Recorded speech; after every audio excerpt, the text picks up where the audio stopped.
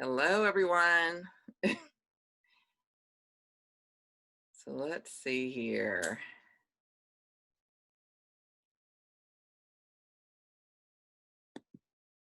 Let's see if I can see everyone.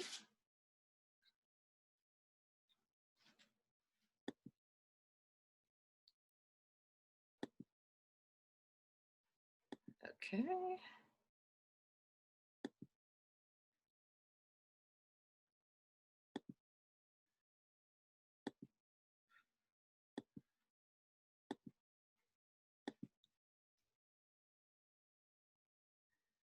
Okay. Yes. Can you see and hear me, Joy? There we go. There we go. Okay. Okay. Wonderful. Okay. And I'm going to see if there's a way I can get us both on here at the same time. Someone mentioned that last week. Okay. I Well, think. I can see. Well, let me tell you something. Every time I come on Zoom, it is always drama. Okay. I just had a Zoom last night. It was drama. It took Oh, really? 15 minutes for me to get in on it. I don't know Oh, my what's goodness. going on with it.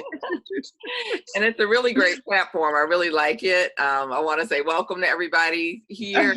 Like, I apologize for the delays, and there was a mix-up with the information that went out, the email. Right. So I apologize for any confusion, any inconvenience. But we're here now. It looks like both of us are here now. Okay. So I guess we will kind of jump right in. It's like I'm gonna ask you guys if you have questions to go ahead and put them in the chat box. There is a Q&A box, but if you Hi, can Janelle. if you can put them in the chat box, that'll help us kind of streamline everything. So we're gonna be here for about an hour, and then we're gonna do a talk after the talk on Joie. And tell me how to pronounce your name. Make sure I'm doing it correctly. It's excuse me. It's Joie. Joie. Did I say it right? Joie. It's Joie. And Okay. everybody says Joey. It's okay if you say Joey. Okay. I'm gonna try to get it right here, Joie. And, Okay. and so we're going to go over to her Instagram page and have a little talk after the talk. So you Uh-huh. guys are Yeah. able to join us. That After would be great. party. Yes, exactly. Absolutely. And I see, hey, from Atlanta. Hey, Auntie. Hey Okay. guys. Yes. Hi everyone. I Thank you, can't see guys. anyone. I can't see anyone, so I'm looking. I don't think it's let's see I'm not here. sure if you can see the chat or not. I Uh think okay, you let's may see be here. able to, but I'm not sure.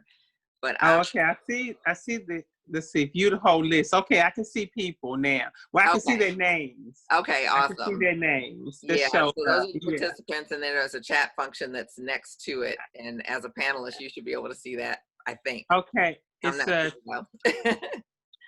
okay. Am I So supposed to see them or I shouldn't see them? I'm not sure. You won't see their Okay. faces, but you could see the Okay. chat, Okay. I Yes. think. Yes. I see the chat. Okay. I Okay. can read. Hey, somebody saying, hey, hey, everybody. Okay. Okay. Got it. Okay. So Jawai and I are going to have a conversation, and we're just going to kind of chat along the way. And so we won't answer questions till toward the end. And I want to introduce myself and get us all started and tell you about an extra special, exciting thing that's going on tonight, courtesy of Miss Joy here.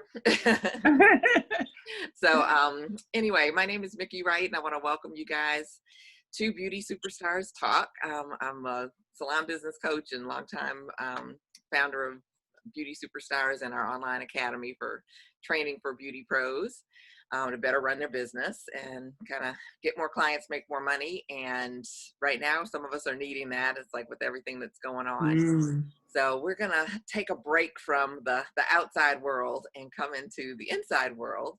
And Mm-hmm. with Beauty Superstars Talk, it's still relatively new. I got inspired after, I guess, the aftermath of George Floyd's murder. There was definitely a lot of unrest in terms of race in this Mm-hmm. country, and it spilled over into the beauty industry.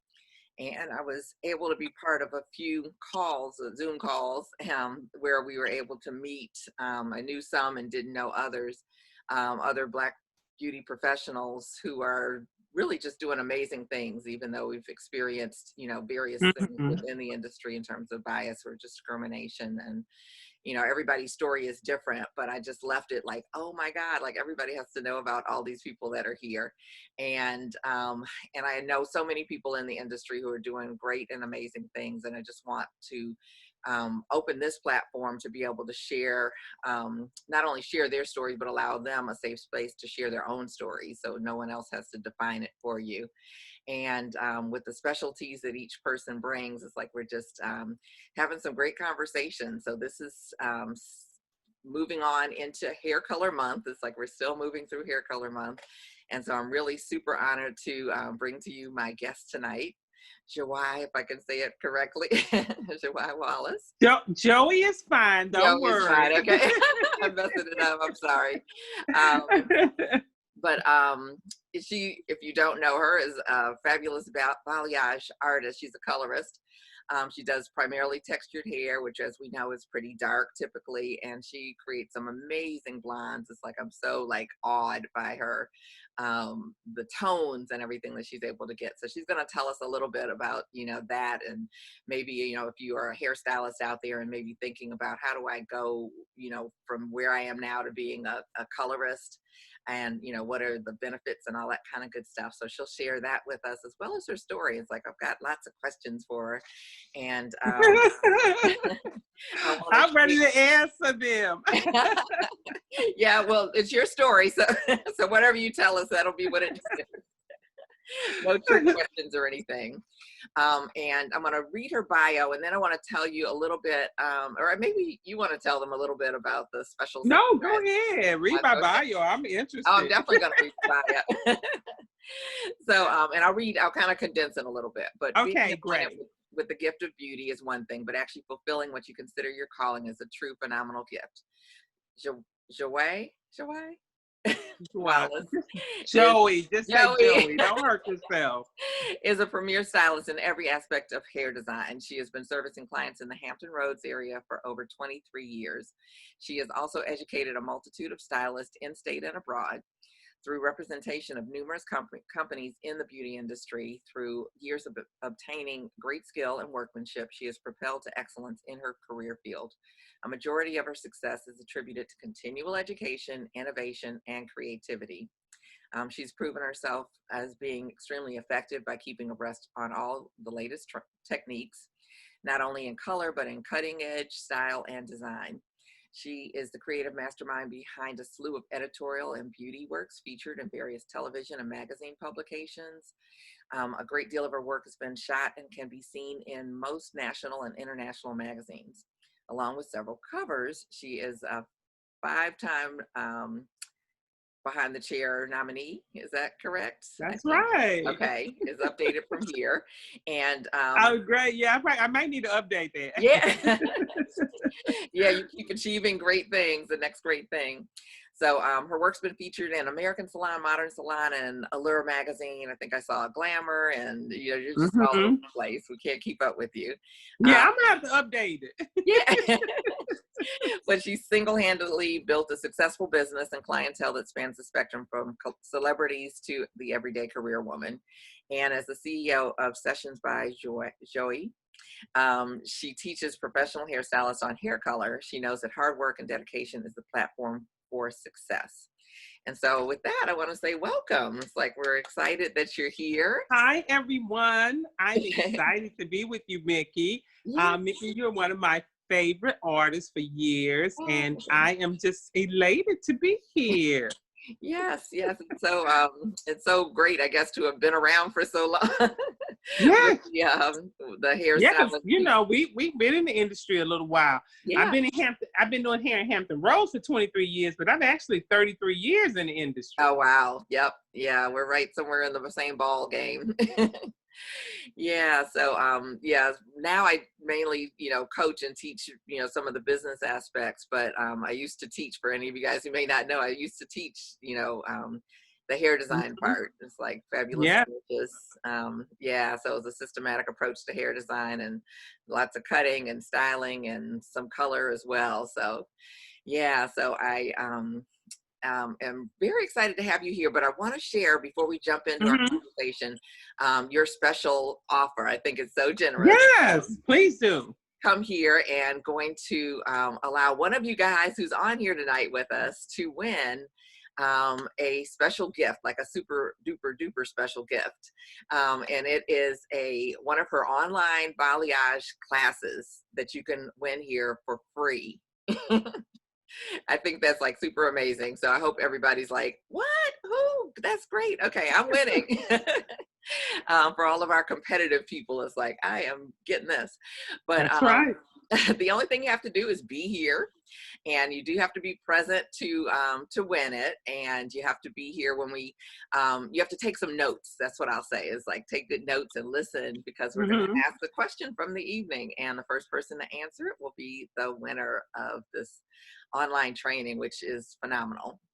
So thank you so much for that. I think that's super exciting. And I see a few folks that are like, yay. And so, so let me just tell us a little bit about you. You said you've been in it 33 years. How did you get started with in the beauty industry? Well, I initially got started in the beauty industry because I went to school for fashion design and marketing, merchandising, and it didn't really work out too well. So when I partied a little bit in college, and I came home and needed to find something to do. So I thought beauty school would be something easy, because people kept saying, you always put your hands in someone's hair. And I was just like, they said you should be a hairstylist. And so I decided to enroll, and I did. And I became hooked on it. I just thought it was a great way to, I felt at that time in beauty school, I said, oh, this will be a good way to make money and have fun. Right. And exactly that's what it has become, because it's a passion for me. So that was the initial start. It wasn't like I grew up wanting to do it like some of my colleagues.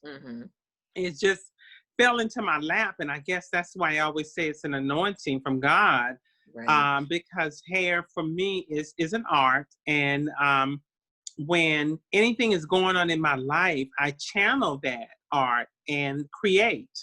So that's definitely the reason that I am in this industry. I feel chosen to be in it, but it just kind of fell on me. So I think that I am fortunate enough to be doing what God wants me to do. So I'm very, very grateful for that. And that's a blessing. Yeah, you mentioned art, like you channel the art through it. So tell me, what does that mean? And, how do you get inspired? When I say art, I think that anybody that has a creative side to them is an artist.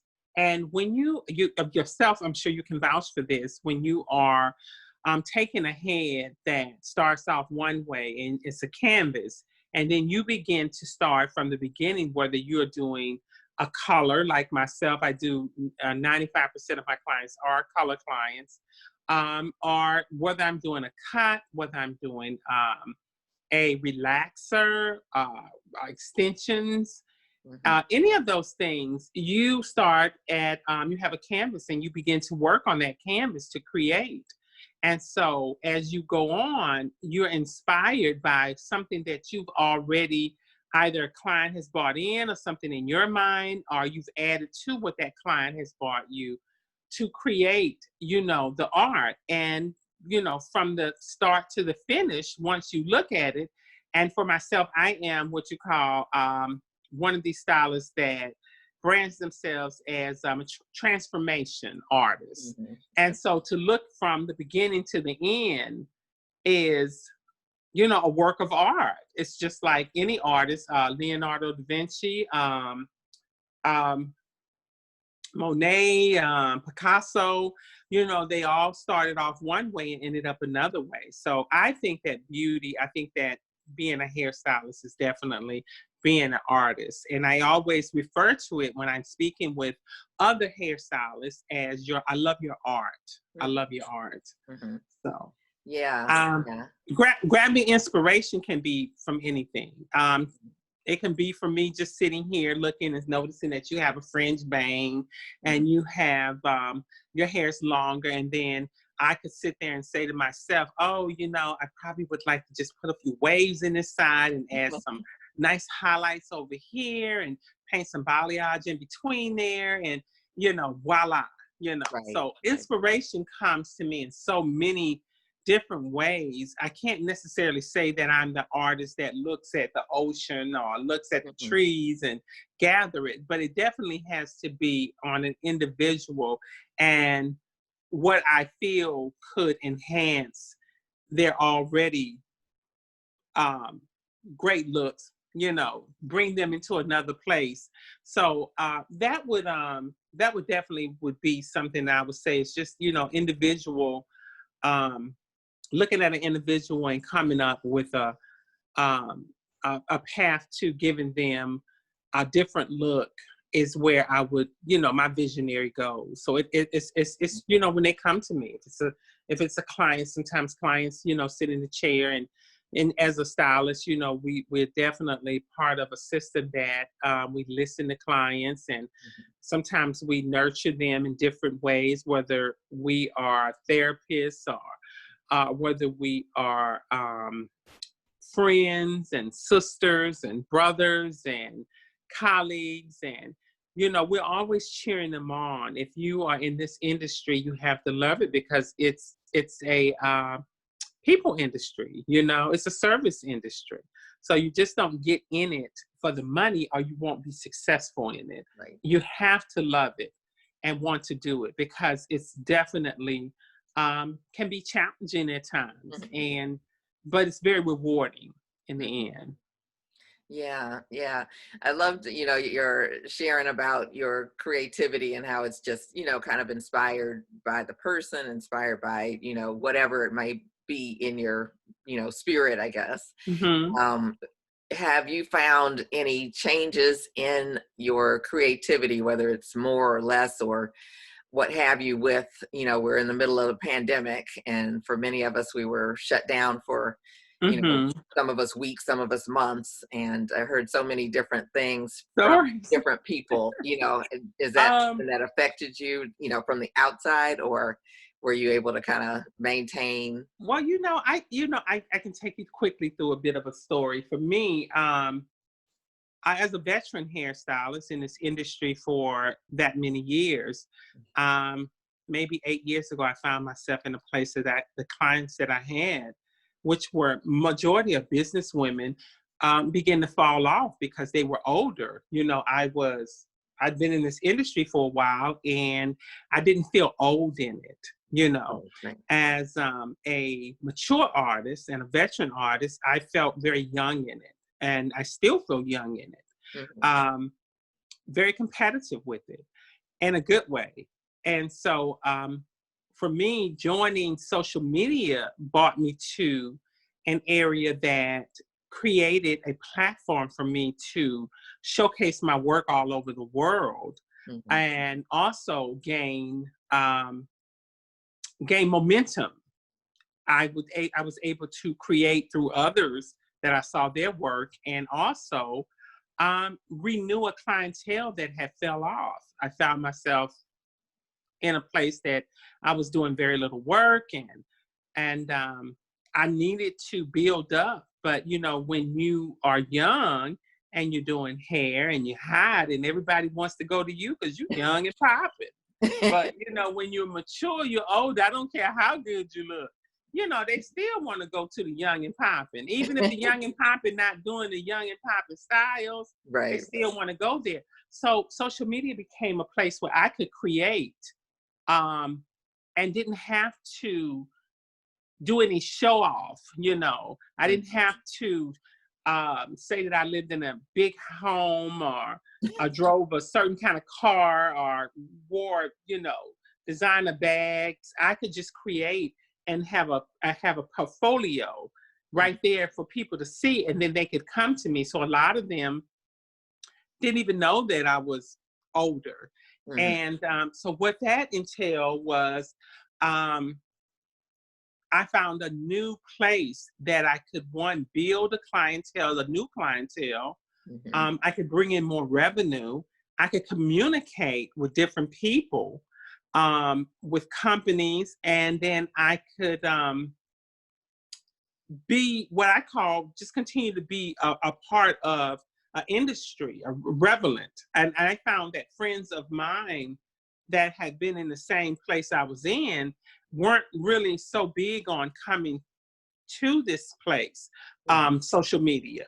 Right. And it took them a little while, so I got a head start on them. What I didn't realize is, you know, you can always, something always, what's that old saying? Everything that glitters ain't gold. Oh, So, you know, with I think that should coming be the on theme social for media, Instagram. yeah, we're coming on Instagram, it had its downfalls too, because you get caught up in different things like numbers and likes and Right. are you good enough, and people aren't looking at you, or are they looking at you? So you have to stay focused on what you're doing, or you're going to fall off. You know, you're going to start to feel intimidated or inferior, and you have to understand why you're there. And when I got, you know, this platform and I decided to do it, you know, I got on this platform to build revenue for myself Mm. and to also showcase my art without having to feel like I was on a downslide, but not a downslide because I wasn't staying abreast or educated, but a downslide because I just didn't have the clients. They weren't coming to me. And so with that also being said, here I am. So moving forward to what you initially asked me about, how did COVID affect me? I do not pretty much thought that I had, I thought I was in an area that I had kind of gotten to a place where I was going to be pretty cool about everything. You know, last year was a very challenging year for me. I lost my youngest brother, and I came home to a flooded house. So I spent almost 7 months getting, you know, my condo repaired from a flood and dealing with so many other issues. And I kept being faithful and patient because I felt that God was trying to show me patience. And I was obedient. And fortunately, everything got done. And, you know, I started healing from the death of my brother. And you know, New Year came, 2020. And that was the year that I was just had everything mapped out. I finished paying off a few credit cards, and I was going to get a new car. I've been driving this, oh, it's a 1994 BMW. I bought it new, and it's 26 years old. Wow. And I still drive it. That's I paid good. a lot for that car, so I'm going to ride it down. But I had a plan. I had a plan that, you know, what I was going to do a class. I was revamping my, taking branding, new branding, doing everything. I was going to do this really big class that I normally do every year that I didn't do last year. And I had everything, you know, working on it. And then all of a sudden, COVID came. And here I am. I found myself out of a job. And no, I wasn't prepared like I should have been. I wasn't prepared like I should have been because I'm a single woman and I work and I'm paying a mortgage and, you know, I'm hustling. There's no one else doing it. And at the end of the day, I wasn't prepared as what I should have been. And I don't know if it's necessarily because I neglected to be prepared. It was just life, you know? And so at the end of the day, at the end of the day, when COVID hit, and I remember the day that I came home and I was just like, oh my God, like, you know, what am I going to do? How am I going to pay my mortgage? You know, like what's going to really happen now? Right. And so I decided to just get on, started reading, started finding out what avenues I need to take, what I need to have. And I utilized that time preparing for what was to come when I did come back. And it was scary for the first 2 months, not bringing in any income. But what I did was I had a class, an online class, thank God, that I had created to help with suffice my income. That's why I created that class. It didn't take off like I wanted to, but it was substantial. It was a good class. It just, people weren't really buying it. It was an amazing class. And I spent enormous hours with it and had help, from friends that helped me put it together. And it was well put together and everything. But it wasn't taking off. But when COVID hit, people had time to get educated and had time to relax. And so I decided to reduce it half price. And what happened was, when I reduced it half price and put it out there, it went from like, maybe I had 22 students. The year and a half before that, I had maybe like 40 something students in a matter of 4 months, 3 months, 2 months, something like that, like maybe almost 38 students. So it became a blessing to me, because it was a residual income that helped me through that until other income started coming in. And so COVID, like it is right now, it's still scary. It's still trying to understand what's going on, but I'm gonna trust in God's hand about how to deal. I'm gonna, I'm wearing a mask and I'm being careful in the salon, and I'm working steadily. I've always worked with an assistant. I'm working by myself. My body got rest. So it was a good thing. It was so many good things actually came out of it, even though it's a challenging situation. So for me, getting back in the salon and having to wear a mask and doing these things is challenging. But at the end of the day, I'm still here. I'm working and I'm back making money. So, with the bad comes the good. So it's the opposite. So I guess, I'm doing it day by day with it, and just trying to encourage everyone else to do the same thing. Right. Yeah. Well, first of all, I'm really sorry to hear about your brother. And thank you. Yeah. I can't imagine that, but send our prayers with you. Well, thank you. I appreciate that. Yeah, and then coming home to a flood, it's like so you already had. That was the thing. The patience was really for this year. Right. I thought the patience, I missed that. I missed telling that, right? Sorry, guys. The patience was for this year. That's what God was preparing me for, being patient this year, because we needed that patience. Definitely. But, I got to admit, the best thing about COVID was my body got a rest. Yes. Yeah. It was a rest. Like, I found myself getting up and feeling good, because I didn't have to just work, you know. Yeah. Yeah, turn Rihanna down, right? Right. work. So, but I think, there's definitely some blessings in, I think it's almost like a global slowdown, take a deep breath and see what's really important. And we get to redesign as we go back. And so I congratulate you on, putting your class back out there and, really, just taking the time to be faithful and, just kind of keep moving ahead, like you say, one day at a time. So I think that's it. So, I mean, that's all we can do. And I don't think anybody was really prepared for COVID. So no, I don't think so. Financially or otherwise. But even the big companies we're seeing, it's like, who prepares for a pandemic, even Nobody. if they've been a little prepared for something, But tell us, like, how you transitioned into being a colorist. What was that journey like? Wow. Well, I did platform artistry for companies. I was artistic director and education director for several companies for years. Okay. And got an opportunity to travel all over Europe and everywhere else. And,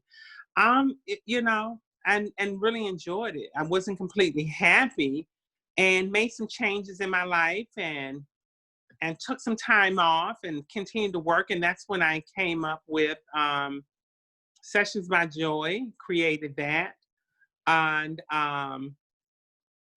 started to continue to perfect my color, and I started getting more and more clients that wanted color.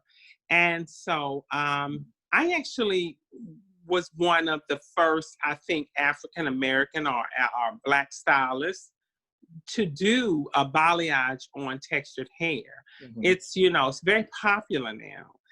When I was in a meeting last night, I talked to 4 girls. There were 4 girls in a meeting, and all of them was like, yeah, because I'm a balayage artist and I do balayage. And I was just like so tickled because no African American or Black women or Black men were doing balayage. Like I have work from 6 or 7 years ago that shows on Instagram, comes up where I was doing balayage paint. And I had an artist, Rachel Red, reach out to me, and she was like, oh, wow, you've been doing this for a while. She said, you like me? I said, yeah. And, we kind of chuckled together because she's an amazing artist too. I've met so many amazing artists. And, our culture is full of so much talent. Very much. And so for me, I just channeled what I saw from white artists. Like the same thing with color. We're not taught to do. We have African American Black colorists now that you can learn. You can learn how to color hair now. But when I started coloring, there were no Black artists that was teaching how to color textured hair. You can find a lot of them now. I mean, it's not a lot, but you can find them. So what I had to do was I had to learn their technique, and I had to reformulate it to our textured hair. Right. And I had to create different formulas that would work for the average white person. I had to be reformulated for my African American clients, my texture clients. And I have a multicultural clientele. The majority of it is Black women, but I do all hair. So it doesn't matter if you come in and you're Caucasian, you can get your hair done. If you come in and you are Asian, you can get your hair done. If you're Latina, you can get your hair done. It doesn't matter. I'm an artist. For me, hair is what it is. It's fabric, and everybody is able to achieve learning how to do this if they are with the right person. I always say I'm not a social media educator. I am a licensed instructor in the state of Virginia. I am an educator. When I teach, I don't teach my students how I do hair or how I do color. I teach them how to do the color that I do. So it's a really big difference in this society that we have now. Popularity plays a really big part in who stands out. But true artistry has always gone unnoticed. If you look through the sands of time and you look at some of the great artists that have ever produced work, they didn't get noticed until after they were long and gone. Right. And so, if you are an artist yourself, you're going to see through that. Popularity is just what it is. It's popularity. It doesn't last. You want to be like a portrait. Wow. Every time you see it, it sits the same way and looks that good. Right. Still looks good. That's what you want to be. You don't want to be a fad or trend. Right. You want to be a style. And so for me, hair is something that if you are going to be good at it, you have to get educated in it. You have to invest, and you can't have an attitude because someone else seems to have an attitude about who they are. And I'll break that down to you. you have some artists that are so popular till they have this I can't be touched attitude, that I'm this or I'm that. And at the end of the day, I've learned really, really great skills from people that acted like they didn't like me. Wow. I don't know if that makes any sense. You know, when I first moved to Virginia, I worked with a girl. She had an amazing clientele, and she used to do raps, and she had all the pretty girls, and I had just got there, and she would always give me these girls that would come in, and they'd have really, really breakage in their hair and look bad, and she'd send them right over to me. And I admired her so much because she'd always come in looking nice and do hair, and she was popular. I didn't have a lot of clients. And I remember having a conversation with my mother, and I said, you know, this girl, she does really good work. I love her work. I said, but sometimes she's so mean. And my mother said, well, you like her work and she does good work? She said, yes. She says, learn from her. And I said, well, how am I going to learn from her when she don't even like me? She said, it doesn't matter if she likes you. Watch her. And I didn't understand exactly what she meant, but she was my mother, and she was the nurturer of my life. And everybody, you know, maybe 99.9% of what she said was always right. Okay. So I did it. Mothers, right? I did what she said. I did what she said. And I took what she threw away, and I created masterpieces from what she would throw away. Like, she didn't want to be bothered with the girls she didn't feel were pretty or didn't have beautiful hair. And so I created those girls to have beautiful hair, even though they didn't. And so that entailed me to change the dynamics, and it brought in a respect. And before it was all over with, you know, she was in my face. Right. Yeah. But she you're was going admiring deep. my work. Right. You're going deep there. And I want to stay with that just for a minute, like what your mom was telling you, because I've been online lately in some of the groups, you know, just, you know, with some of the different questions that come up and chats that come up. And it seems like so much of it is based in, you know, this person hurt my feelings, you know, or was this client rude? You know, and you're writing showing all the text in the back and forth and all that kind of stuff. It's like, it's like we don't get that we've got to take ourselves out of our feelings sometimes to run a business and grow as people. You know, it's like we're not 5 years old or 10 years old or even in middle school. You know what I mean? We have to start to have some of the adult conversations, you know, with whether it's a boss or a manager or a client or, you know, all of these things. It's like, oh, but she might leave. Yeah, she might, but maybe it's not a good fit to begin with, you know, and by having an honest conversation, not a yelling at or a talking down to, you know, it's like, and we can learn from people that don't necessarily like us, and maybe we don't even like them, but it's like, do they have something, you know, like your mom was saying, to offer? Observe it, learn, you know, grow, and like you say, create your own masterpiece from that. From where you are, I mean, I understand a lot of the younger artists, and they, you know, I talk to them and I encourage them. I encourage everybody. You know, that's a part of who I am. It's sincere all of the time. Some may not understand it, or some may look at it from one perspective. But you know, I don't take well to people telling me what I should do. You know, during COVID, and right now the companies are trying to amend what has been done due to the death of a lot of our brothers and sisters. And, you know, right now they want to amend because they've ignored us, and they you know, they want to come in and try and make things better.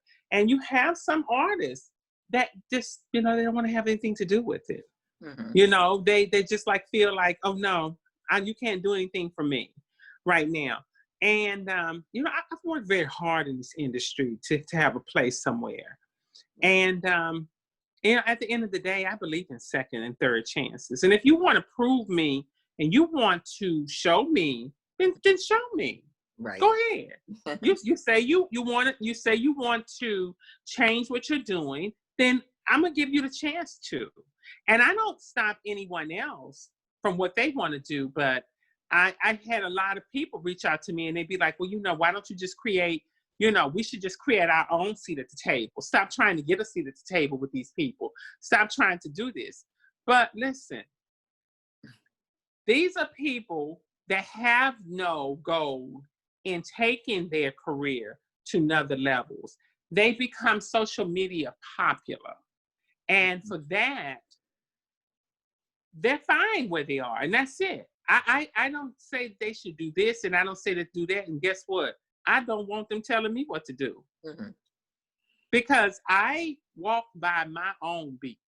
Mm-hmm. I do what I want to do. And when I do it, it's never any malice or intention to hurt anyone. It's always in good faith. Let me say this. I did a focal group for a company, and it had several artists there. And I've been using this company products for years, and I was a part of it. And the company was very nice, sent me products, and also wanted to give a gift card.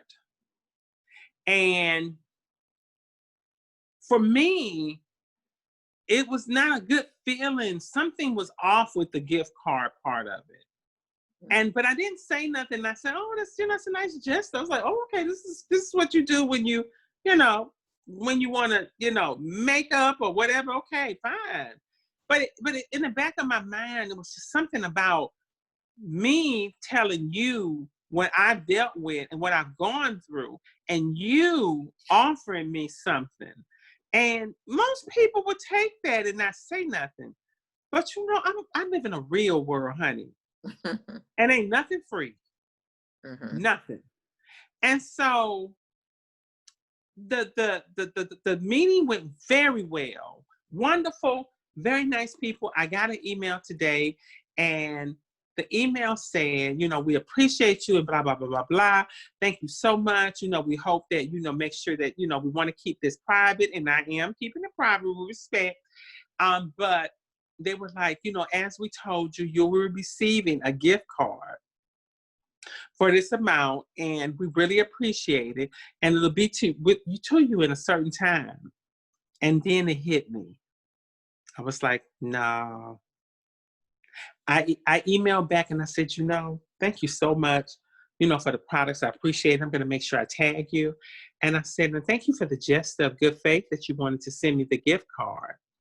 I said, but something about that doesn't really register well with me right now, because I don't need the gift card. What I did came from my heart. It was passion. You put me in a position to express myself and tell you how I felt and what could be done. And somehow I don't feel that I need to be compensated for that. And I don't know if that is your intentions or not. It may not be, but it just does not feel right for me. So thank you. But why don't you take that gift card and give it to someone that really could use it right now, since we are going through these difficult times. Mm-hmm. Now, when things like that laid on my heart, I don't have no other choice but to follow them, because see, that's when you're in a position and you say, my first mind told me. When you say that to yourself, and we've all said it, you said it too, Miki, right? My first mind, and you might go to the opposite. And when you're young, you do it more often. But when you get older, you end up choosing the first mind. Well, that first mind, everyone, is God talking to you. And if I can teach you anything from saving you some time, because it didn't help me a lot, and sometimes you got to go through it to get through it. Your first mind is God talking to you. Listen to that. That's your intuition. That's the blessing that God has given you at birth. That is your superhuman, superhero. Yeah. Move. If you ever wanted to fly like Wonder Woman or Superman, That's what God gave you. That's your superhuman gift, your intuition. When you hear that and you know it, it's what saves you when you are in a car and you're getting ready to move from the light really fast and you decide to stop and boom, there's a crash and you could have been in it. It's also when you find yourself in a position that you could have been dead, but you're still here. So those are gifts. That's your superhuman gift. So getting back to what I was saying, that feeling didn't register well with me. If you ask me to do something and I feel it's something justifiably right, I don't need you to give me anything for me to tell you what's right. I don't need you to give me something to tell you what's right. I don't have to get compensation for everything. That's why I give formulas. That's why I give knowledge for free. That's why I help people, because it doesn't do anything to me not getting money or me not making revenue. It actually increases it.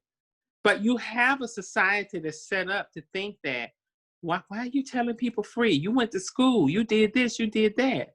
Well, that's what you want to do. Okay, fine. You get money for everything you get. But over here, this is what I'm doing. So my point being that if your intentions in having this be your career and being something that is going to bring you greater joy and allow you to go many, many places like it has me, travel everywhere. And you don't need 50, 60, 70,000 followers. Okay? You don't need that.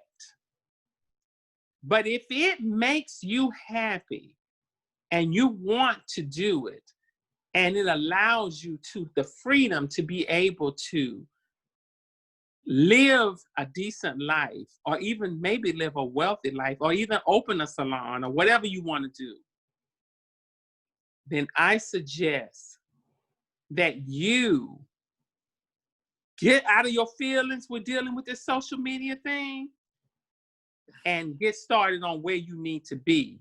And be very, very careful about who's chirping in your ear. Do more of this and less of this.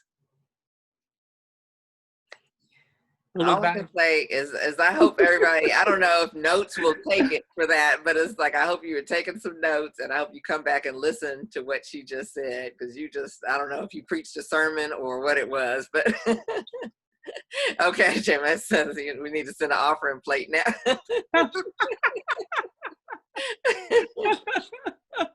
But I mean, when we talk about nuggets, this is wisdom. Right, yeah, and I know y'all ready to talk about hair. I'm ready to talk about hair too. We can move on, but I got to give you a little bit of love like that. Yeah. And they call it, that's when you're older, when people say, "Hey, auntie." That's what Jameez called me. I was like, "Oh Lord, okay, nephew." But it's okay. Yeah. It's okay. Because when you age gracefully, you're good. When you live in a good life, you don't have that to worry about. But hair. Let's talk hair. Yeah, we can talk hair. I think you want to move on. I ain't mean to take over the interview though, because sometimes I can overtalk. This is what this interview is for. It's like this is exactly, I was thinking while I was listening, I was like, I'm so excited that I did this, because it's like, this is what it's for, is to really hear, like, who are these people? You see the work on social media. It's like, we don't need to have you just, show work or what have you, or just talk about hair, but it's like, we want to know who you are. And it's like, we want to learn from you, to kind of sit at your feet, and each of the artists that I have the opportunity to speak with. It's like, I know that they didn't get where they are because they just fell into it. You know what I mean? It's like, you've gone through some things. It's like the journey has taught you some things. And I think that's the wisdom that we need to be gleaning from everybody that's in this industry. I think that's the inspiration. The hair and the art is, I mean, it does our senses, something to our senses to want to be part of it. But it's like, there's something so powerful, that's beyond, this part of even why I named this Beyond, but that's beyond the art, that we see, that comes Mm-hmm. from the passion. And I said it somewhere, I don't even know where I said it or if I said it to you, but Mm-hmm. I did watch the Fabric of Change that you were part of, and it's like, and I loved, that each person just had such a unique perspective on hair and their art and their business and all of that. And so I've been trying to take quotes from each person, but just and so for like yours in the beginning, I just sat there mesmerized for the first I think 3 or 4 people. So because I'm always like taking notes and all that kind of stuff, so I didn't start doing that till much later in the day. So for some of you guys that were on early, I had to go back and rewatch, and I'm like, seeing you do your application, and it's like you use the saran wrap and wrap, and it was almost like you just wrapped it in love. It's like Well, it's so funny, the components that was behind that. We were having some technical difficulties. That week was very challenging, entirely trying to find a model, trying to put it together. Um, while I was there, I was having hot flashes, and I had a makeup artist there for my model and had a stylist to put things together. My girlfriend, being blessed in this industry, you meet so many people. So when you're good to them, they're good to you. So I called on the makeup artist, can you come over? And then I found the model through the cameraman that was going to help me, because I got friends that's really, really big in the industry. They're like, okay, well, you can't just have a camera sitting there. You need to get someone that can film you and looking, so looking at when you can go in and do it. So they're so they're so amazing, but they're just so I call it what is it, pump a circumstance, I think it's called pumping circumstance, something like that, and we while I was doing the class, I started having this major sweat down, hot flash. And I knew that I couldn't grab nothing to wipe my face. So, being that I worked on stage for many years and had different situations, and Nick, worked on stage, we done worked at Barter Brothers, these kind of places, and you're doing hair and something happens and you realize it and you got to play it off because, you got to, the company's looking at you and they want you to sell these products and you got to keep it clean. So, I knew I just kind of dropped my head and talked, but the face is drenched. And finally, when I did look up and everything, no one that really never knew what I was dealing with. I burned some of my Miki wraps up while I was doing it and everything. But, it's all about you staying calm and collected no matter what the situation. When you're doing hair, when you're doing color, always remember, even if something doesn't come out right, there's always a chemistry behind it, and when you have a color wheel that you have primary and secondary colors, and that these colors make this color and these colors make that color, and then that if you are, you always remember what you have to use to take out something you don't like or add something that you do like. So if you keep that simple in mind, that, okay, if it's a color that you don't like and you're trying to achieve another color, then you simply got to think to yourself, what is it that neutralizes this color? So if you got red, then on this side, there's something that would neutralize the red. And if you got orange, there's something that will neutralize on this side, the orange.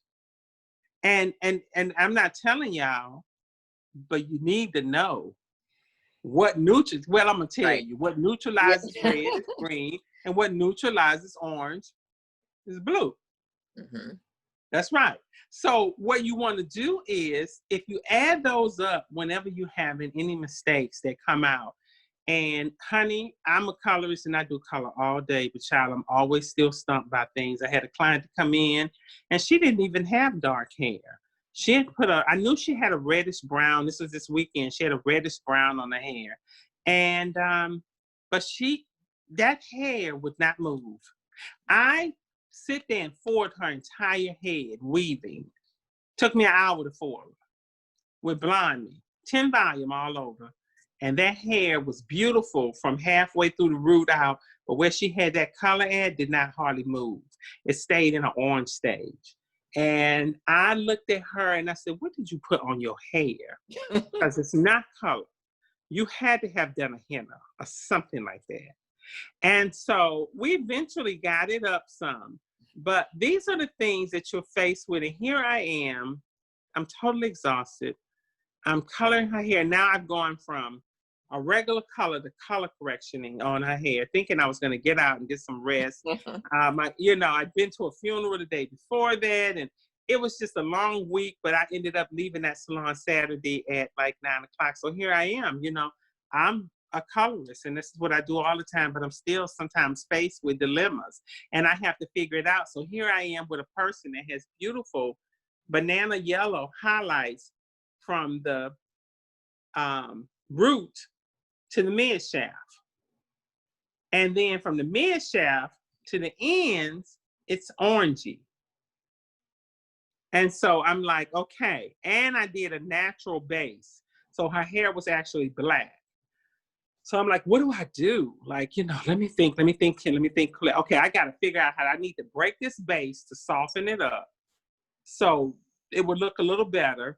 I need to be able to tone down this beautiful yellow, which I would make an awesome blonde, but I got to tone it down because I got orange in the back, and then I need to figure out how I can bring this orange up a couple of levels higher. I'd already done a bit of a bleach wash on the ends and fished those out, but it still didn't really bring it up that much. So I thought about it and I said, oh, I know what to do. Wella. I'll use Wella Alumina. Alumina is a line of colors by Wella. It's the premier line of colors by Wella, the most expensive. And they are all violet-based colors. And no matter if you get one that has gold in it, it still has violet in it. And so I use that level 8, 69, which is a violet ash. And it mixed it up with 13 volume and 20 volume. Now, don't ask me why I do 13 volume and 20 volume. I'm going to tell you why. Because if I put the 13 volume, if I put just 20 volume in there, it'd be a little too strong. If I put 13 volume, not quite as strong, even though the 13 volume will live. So I add 13 and then I add half 20. So that'll give me somewhere around like a 17 volume, which will be perfect to break the base at the root where it's black and turn into a soft, it's like a soft, natural ash brown. The 8 level is going to bring that tone down on the pretty yellow, drop it down to a level 7. 16.5, okay, yeah, 16.5, Jamez. And then the ends, what the ends are going to do, because I applied it to those orange ends first. So when I applied it to the ends first for 5 minutes, that's a 5-minute start because it's going to lift and tone. So it brought the ends up, toned the root down, and then broke the base. And after I rinsed that, I went back again and I remixed another toner to go in and even more neutralize some of the orange that was still left over. Okay. It didn't get all of it out, but it got it out decently enough to make her hair look a lot more of a soft tone. And she can always come back and get the rest of that re-lifted off. But it was really nice. I put it up and I decided to do some twists on the side and kind of leave it really natural. And it came out really good. You guys can go and look at it. You know, I did it on Saturday and I think I got a video put up and some pictures of it. And it's in a natural curl style. So here we go. There you go. I do consultations. I did a consultation with her, you know, and I go through it and she told me that she didn't have anything on there. And, right. you know, I failed because I knew she had something on there, but I didn't realize that it was it was, you know, um, that what do you call it? Uh, the name of it, henna. That henna. Mm. That henna is a beast. Right. You know, on hair. It's just, it's clay. And it's just terrible. And you know, I do full consultations on the phone before I'll even book them. Mm-hmm. So this happens sometimes. So just a note, always remember, there's a way, if you just sit down and take a moment out when you're faced with something and start to think what you can do, it'll come to you. Okay? So don't frantic, don't panic. Just sit down, breathe, and ask God to direct your steps. Right. Because that really helps. Definitely. Well, one of the things I want to say, like with what you shared with us, is like, get education, and get education, because it's like, you got to know your color wheel, like off the top of your head, not looking in a book. And you've got to understand, you know, like the levels of the hair. You've got to understand the products and how the products vary, because it's like, you know, it's like, okay, if I use that particular line, that everything in it has the violet base. And I think a lot of times we're just so winging it because we barely understand the the color wheel. And then if something, God forbid, goes wrong, which it very easily can with hair color, you know, folk goes wrong. And another picture popped up for you. Oh, there you are. I'm sorry. Oh, I'm sorry. I neglected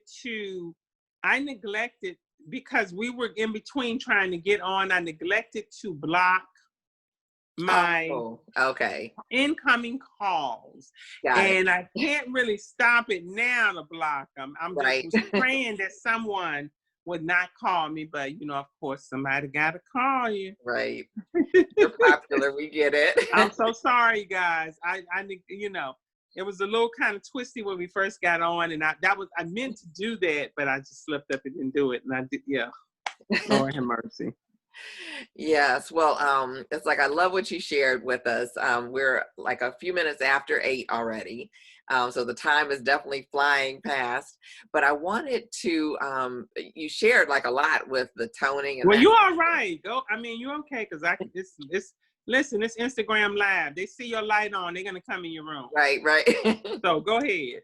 Yeah. Well, I wanted to talk, for you to talk about toning, because I think that's one of the things that's so captivating to me about your work, is that the tones are so nice. And with dark hair, it's like, you definitely, you know, tend to pull orange or tend to pull warm, which on a lot of colors or our complexions can be very nice and flattering, you know, when we have a little bit of the warm tones. But now the more cool tones are in.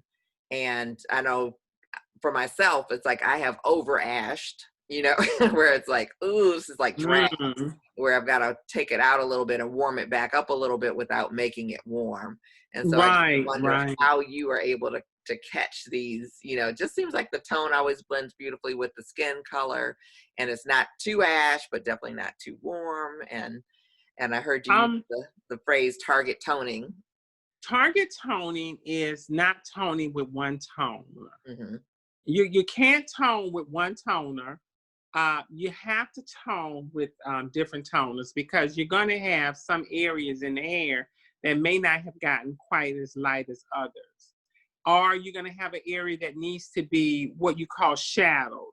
So target toning is when one toner, it's not a one toner fits all. I'm sorry. It's just like everything about hair should be customized. I can't use the same formula on each person. Each texture is different. If it's a coarser, coily texture, drier, it's more porous. So it's going to accept color faster, and it's going to process faster, and it's going to damage easier.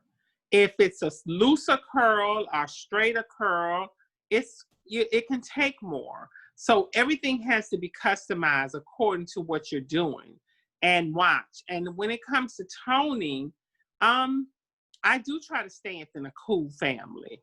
I do some warms, but I try to stay cool. And I find that I have to customize the tones. I can never just mix one toner up. I'm usually using a little bit of N. I'm adding ash. I'm adding pearls. I'm adding violet. It just depends on what I'm trying to get. Normally, your good tones is going to come from one thing. It's your lift. Your lift. Okay. So talk to us about that. With a lot of a lot of Black stylists and a lot of white stylists, the lip is off. If you're not pulling the hair up to a certain level, then you're gonna find yourself doing that old thing of over ashing. Over ashing is when you got you got this brass in there, and you feel if you can ash it, it'll look decent. But you can't take a level 6 or level 7 and put a level 9 toner on trying to bring it to that level. It's not going to work. It's only going to mute it and make it very, what should I say? Just yucky, muddy. You know? So the first step to a good tone is trying to develop your level, meaning that know your level. You got to know what level, you got to know your natural level, and then you have to know your artificial level. And your artificial level is this level. And the natural level may be this, and then this may be your artificial level. So we got, look at these, how we homed in. Even though this is a unit, you know, it's made with these different tones that will show you how balayage kind of works. My hair kind of look good too, girl. It does. But what I'm saying is, knowing your levels is going to make the difference, because most people get level 5, 6, 7 mixed up. They think it's one level. So if you don't know how to identify with your levels, get your level card. Most of your booklets, your color books from your companies will have a card inside with swatches. And one side is going to say artificial, one side is going to say natural level. And it's going to show you the pigment, and you can hold it up to the hair after you color it. So you're going to know. A lot of people get a level 6. They think a level 6 and a level 7 is blonde, but it's not. And so they'll go and try to get a level 8 and tone it, and you can't. And it depends on what companies, because all toners aren't alike. If you use Redken Shades EQ are glosses. And glosses are different from demis. So I use glosses. I use Shades EQ also. I use Paul Mitchell, the demi liquids. I use Wella.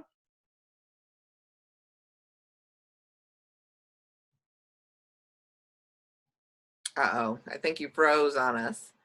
Are you there?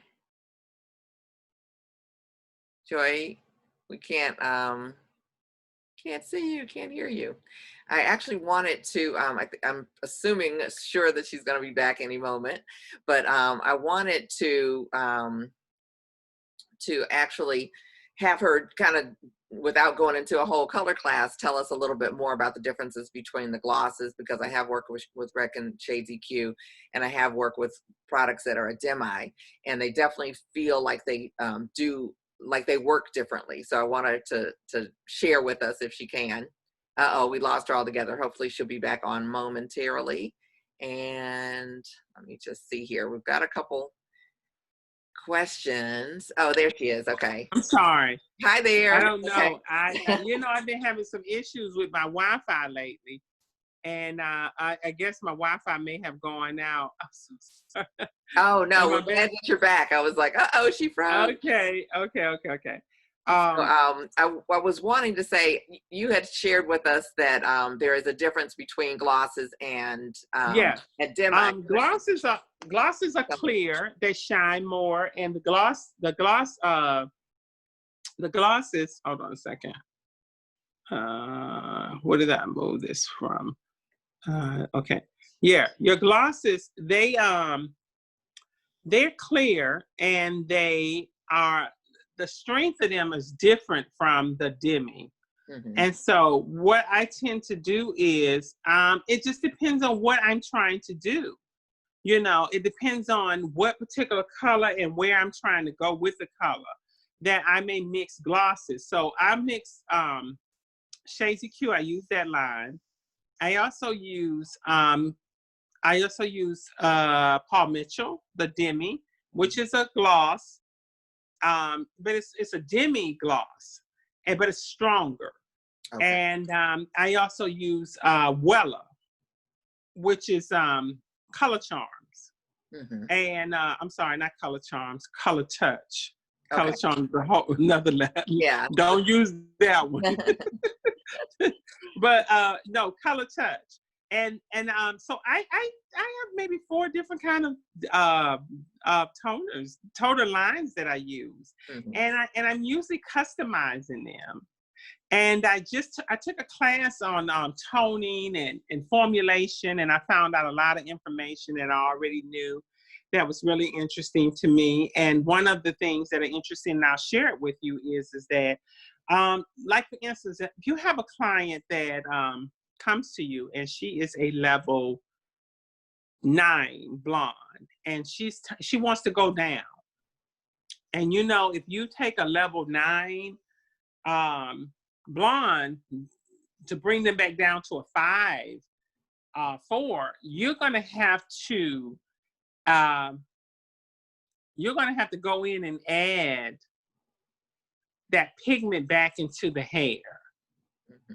In order for it to stay. You can't just take a level 5 color neutral and put on there.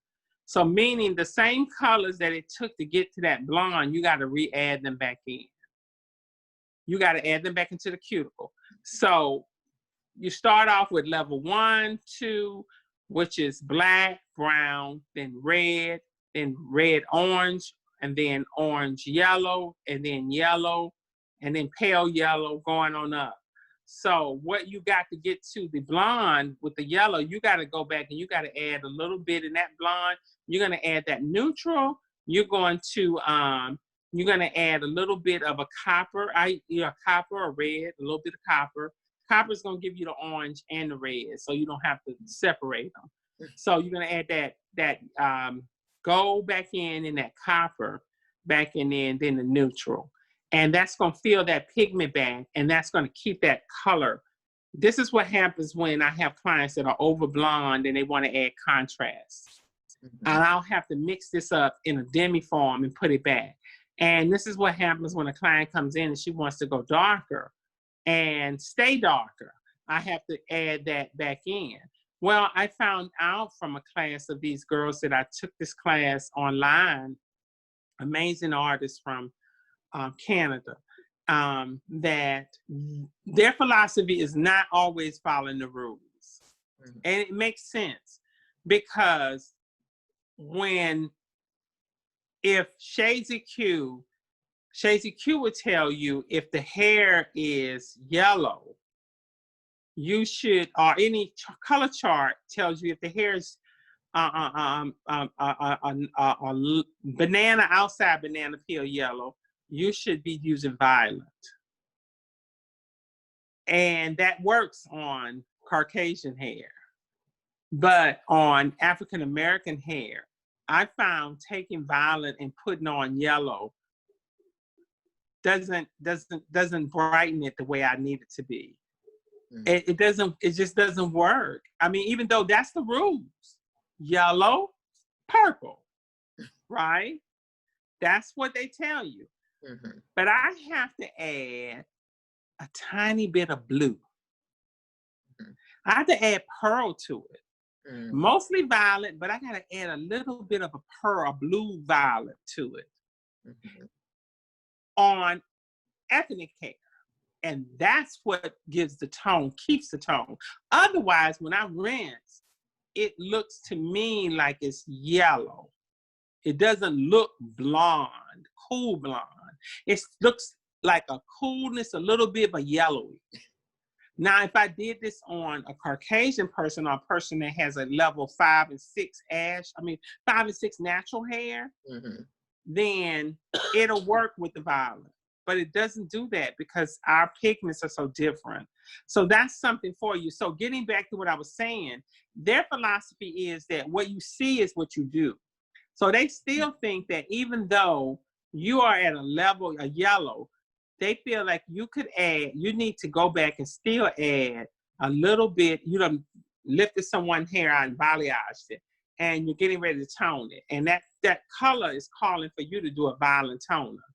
Well, they feel like you should take that violet and you should add a little bit of gold and a little bit of copper and a little bit of neutral into that violet toner. They're saying that pigment still should be filled back in to give you an overall really natural coolness. That's way against the grains. And this is what they're teaching you, that the way they do it is this is how they get these beautiful colors. This is how they get, beautiful lights, because when you look at, the color, even in the darkest part of this is still cool. I mean, these are extensions, but you still see what you want to see. You want to see a cool brown here. You want to see a nice warmness, and then you want to see some pops of a nice blonde, which is basically the wig was made like that. I had it, put it in like that. I added the piece. What happened was my girlfriend makes wigs, and so she made the wig, but I went back over and added the color because I knew what to do. What I was looking for. So when you look at it, that's what it's giving you. Right. And so I got so much hype from wearing this wig last night, child. I was like, let me go and put this wig on again. So that's a little information for you. And I took a class, and they are the yoga colorist. She's a Black girl out of Canada, Toronto. So if you don't follow her, follow her. So. Okay. The yoga colorist, is that what you said? Yes. Okay. Yeah, that sounds amazing. And I definitely have seen through the years that when you have, like one color that comes out of a tube or a bottle or whatever, and you put that on, and that's the color. Thank you. Right. Hey, thank somebody you. Put it up here. Yeah, that's it. Thank you. Thank you. Both of them. Aren't they amazing? I took their formula classes.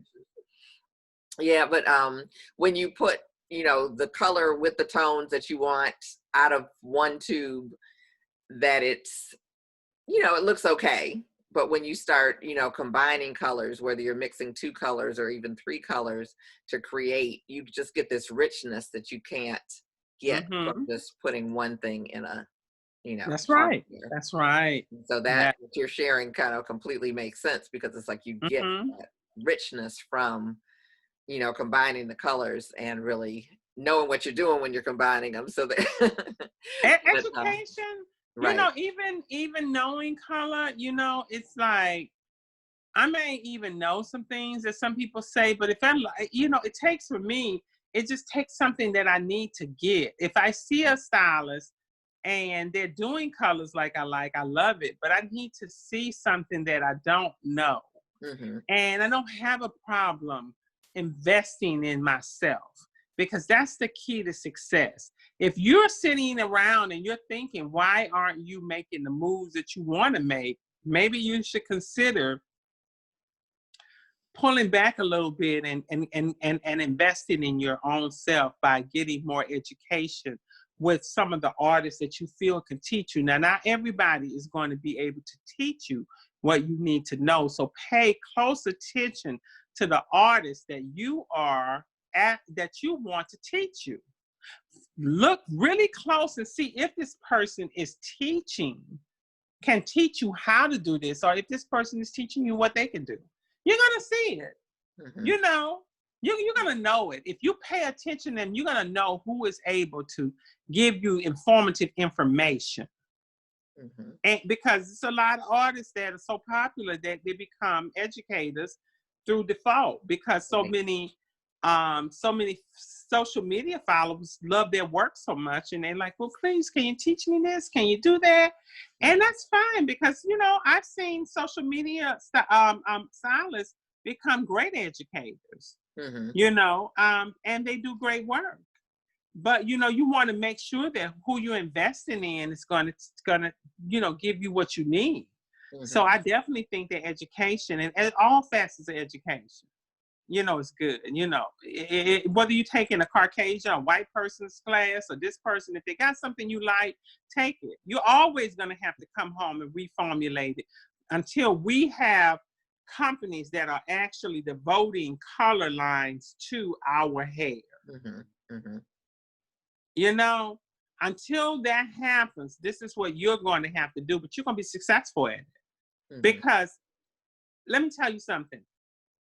A lot of these companies, they don't understand the concept. They want to pigeonhole you. They feel like, okay, we're texture, so we should be curly. But when I do textured hair, you know, I do smooth outs. And let me say this, 85% of the women that come in the salon to get color don't walk out with kinky, curly hair. And there's nothing wrong with that, because I love textured hair. I love it. I get a chance to do it, I do it as fast.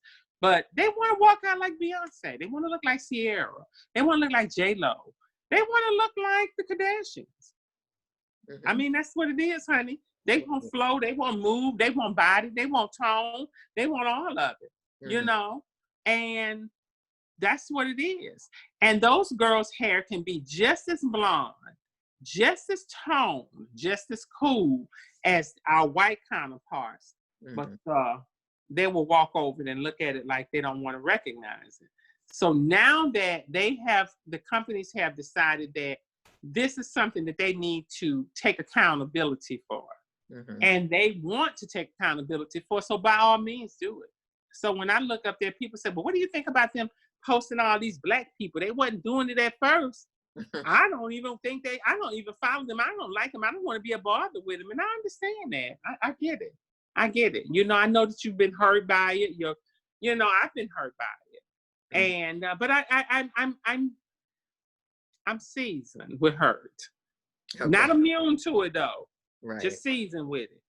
And I can channel my hurt into a whole different thing.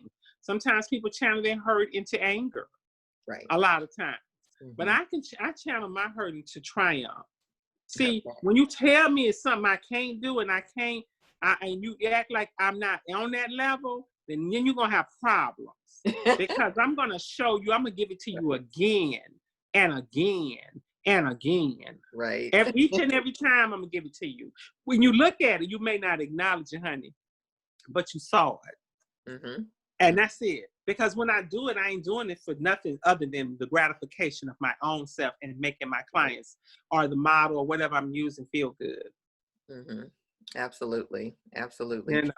So I do want to close us out pretty soon. I don't want to leave without talking about one of the things that I see, but I don't know who's seeing it with me or not. But with the amount of hair color that we're doing, you've been in the industry long enough to see how much color we were doing 20 years ago, how much color we were doing 10 years ago, 5 years ago, and now we're doing a lot of color as Black artists. And like you say, there aren't Black owned companies that are producing the color for us to use. So we are spending our dollars with many of these companies. And do you feel like there's a way to have more responsiveness from the companies because of the dollars that we're spending, which I don't think get separated out in the same way that, you know, it's like if we have a relaxer line, it's like, okay, well, probably 95 or 98% of the people buying this particular product are, you know, Black or African American. With the color company, it's like we're just spending, I mean, I don't know what each salon is really spending. Lots of money. Spending a lot of money. We're spending a lot of money. And you know, here's your time. Here is the time. Right. If you are an artist and you, listen, you got people say, I don't want no seat at the table. I'm tired of them. We're going to figure out our own place. Okay, fine. Do what you need to do. But let me tell you this. Now, you can't say that you don't want a seat at the table and you're going to create your own platforms. There's nothing wrong with that. I commend you, and that's what we added. Mm-hmm. But you can't say that that's what you want to do and still let me see you online using Joy Code color on your client's hair. Mm-hmm. And Weller color, and this one color, and that one color, okay? Right. Because then that means that you're contradicting what you're saying. Mm-hmm. No. Because see, I've been told that, okay, well, you know, why do you want to have a seat at the table? I've worked diligently to be an artist. I deserve everything I get, honey. Nobody gave me nothing. Mm-hmm. I work hard for it. Just because you want to have some racing condemnations behind you and don't want to look at my work and see it for what it is, or you've made a choice by some other stupidity or whatever you think. Maybe you think I'm too fat. You know, maybe you think my hand long enough. I don't know. Maybe you think my mouth is too big. I have no idea. You know, but at the end of the day, I still can do hair. And here's the thing, honey. I not only can do black hair, but I can do your hair.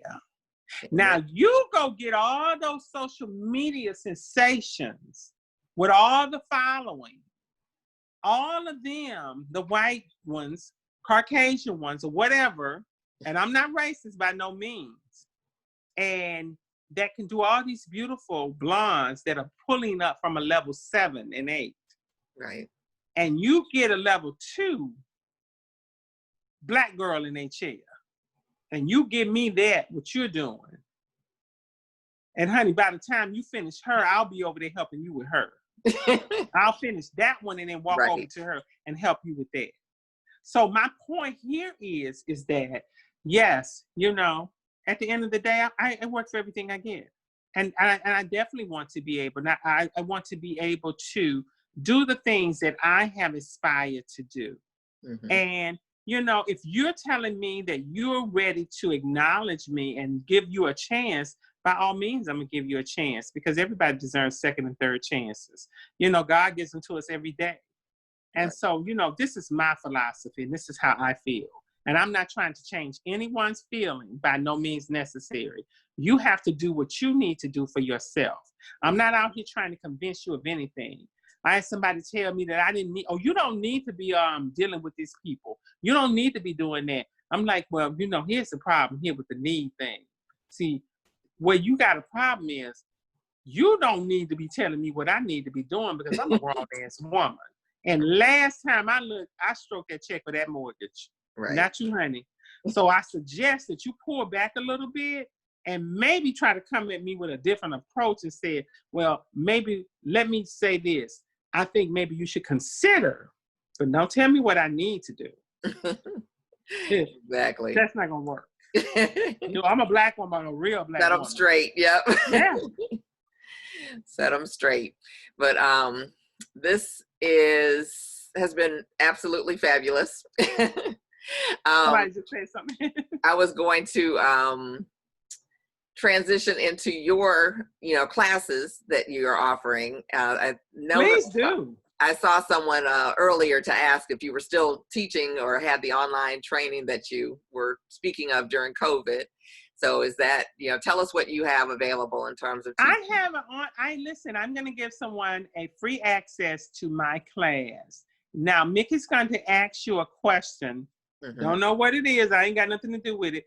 But all I would need to do is for you to reach out to me. You can DM me. You can text me on Instagram. And thank you, Javez. You better. My birthday is in next month. Oh, no, my birthday this month. Lord Jesus. In a few weeks. Well, happy birthday. In a few weeks. The 30th. And okay. DM me, and I'm going to get your email address and your name, and I'm going to open the class up to you to take. And this is my way of thanking you for joining us. And I really appreciate you.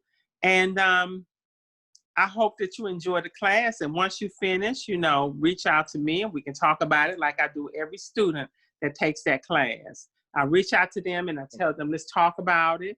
And some take me up on it. Some feel like they're confident and they go right on and they reach out to me. So I hope you enjoy it. And Miki, I'm gonna turn it over to you and let you. Okay. Well, tell us, for like one person's going to win tonight, so I'm super excited about that. But tell us, you know, if there's other people that are on that may want to take the course. Oh yeah. How can they access Listen, if it? you're on and you want to take the course, you actually can. There's a code that you can use, and that code is half dash off. HALF. You know, the little middle line off, OFF. So if you go to my page, it'll take you to, or you can go to my website, joiewallace.com, JOIEWALLACE.com. You can go from there, or you can go from my page, and where I'll be putting the link back up, because right now I got the link up from this live, and I'll go back and change that, and you can take the class yourself, and it's actually giving you half price off right now. Awesome. So, you know, it's half, it says half off. So that's half, HALF dash off, OFF, and you'll get half off. The class is originally $99. So, and you'll get half off. So it'll be like $49.50, something like that. Okay? If you're It doesn't get any better than that except for winning it. So let's see what we can do for for our winner for tonight to have it for free. So I think the question is, how long has Joy been doing hair in Hampton Roads area? So let's see here, and put it in the chat if you can here. Let's see. I'm seeing, I saw some things pop up. Let me see if I can get to them. Okay, I think. Well, you might have to ask another one. I mean, you might have to ask two questions, because you got, how are you going to pick between this? Well, you might get two people to answer it. The first one, it's like we've got. Oh, the first person that says it. Yeah. Okay. Okay, it looks like we have a winner. You guys were pretty quick on this. And we have a lot of different numbers too, so it's like. Oh, do we? Okay. So why don't you do the honor of telling us the answer to that question? How long have you been doing hair in Hampton Roads? In Hampton Roads, 23 years. Yep, that's what I recalled. And so it looks like Shantae is our winner tonight. Oh, congratulations, Shantae. So Shantae, a lot of them got the 33. It was good, because I said, you know, I've been doing it 33 years, so a lot of them said 33. Yeah, we had a lot of 33s. We had a 20, 23s, 33, 20, 24. Everybody was in the room. So congratulations to Shantae.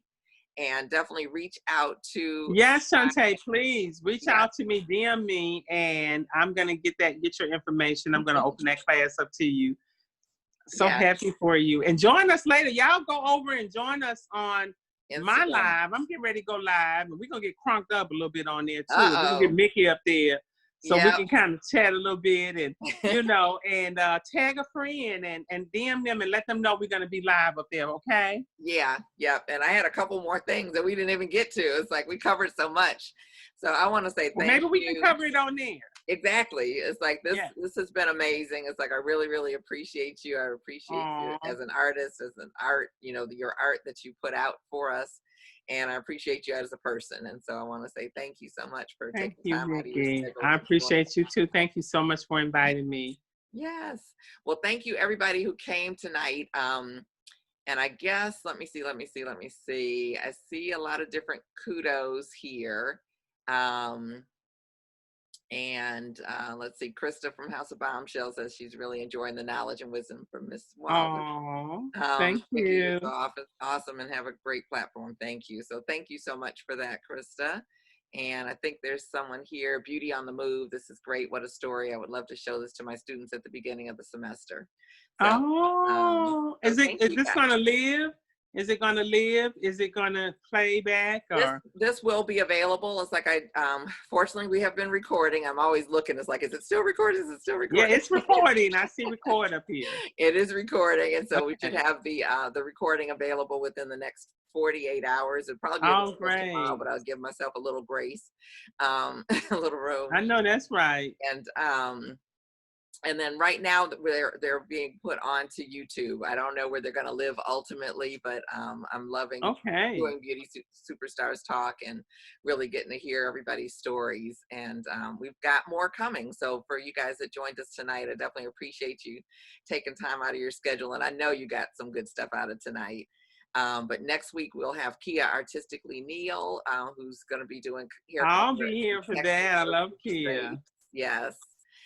So texture versus race and hair color all together. And then the week after, we continue hair color month. Is that right? Yeah. Patrick Bradley, I think, is going to be my guest at the end. Wow. And we'll be That's talking amazing. about branding and as well as coloring relaxed hair, which we don't talk about much these days. So yeah, I'm really looking forward to it. And then August, we've got that all lined up with some amazing people who are, I would say, outside the box. They're not your normal stand behind the chair hairstylist. So we have actually film and television is first with Ralph Ochoa the first week. So mark your Tuesdays. Just stay with us on Tuesday. Yes, and you guys support Miki. You have to go out and you have to tell other people about this. And thank you. we have to live with each other and support one another, okay? Yeah. So please, make sure that you tag it and tell people about it. Well, thank you. And this is going to go into the Beauty Superstars Facebook group as well. I was supposed to stream it in there, but with all the challenges we had getting started, I just went ahead and started. So I was like, I will put a copy of it in there. Hi, Facebook. Hi, Beauty Superstar group. Yeah, well, I'm in it too. Say it for later because it's like it's not streaming right now. Okay. Oh, okay. But I will put it in there. Okay. But yeah, we've got film and television, doing hair for that. So if you ever had any interest to do that, Ralph Ochoa is going to speak with us. And then we've got Mazay Jefferson, who has taken a corporate path with his career and is an executive with L'Oreal. And he's been with the multicultural sections and now with just the general sections. And so I think that path will be super exciting. I've known him for a long time and really look forward to his story. And after that, it's like the list is growing. So it's like I'm super excited. Now I can't think of who's going to be after that. Michelle O'Connor. Editorial Stylist. My darling baby. When is she coming? That is going to be April I think it's something like the 18th, the third week, I think. You said April? Yes, I did. August. Okay. I'm losing my mind. I will. Michelle is amazing. She is. And wow, you do have the superstars, baby. Yeah, baby. It's like that's we got so many. So and then I've got some more coming, so we'll leave it there for right now. But so mark your Tuesdays. Just come and join us. All right, I'll be right there. Yes. So we will call this a night. I definitely look forward to seeing you guys next week. Again, thank you so much. And then we're gonna just switch over. I'm gonna make sure this thing is downloading. Come on over. And I'll be on Instagram, and you'll be able to bring me up on it. Yeah. As soon as you join. Awesome. Okay. Okay, Vicki. All right. You guys, bye, everyone. Love you. See you in a few. For the stars. Yep, and we'll see you in a few on Instagram. So take great care, everyone. Thanks so much.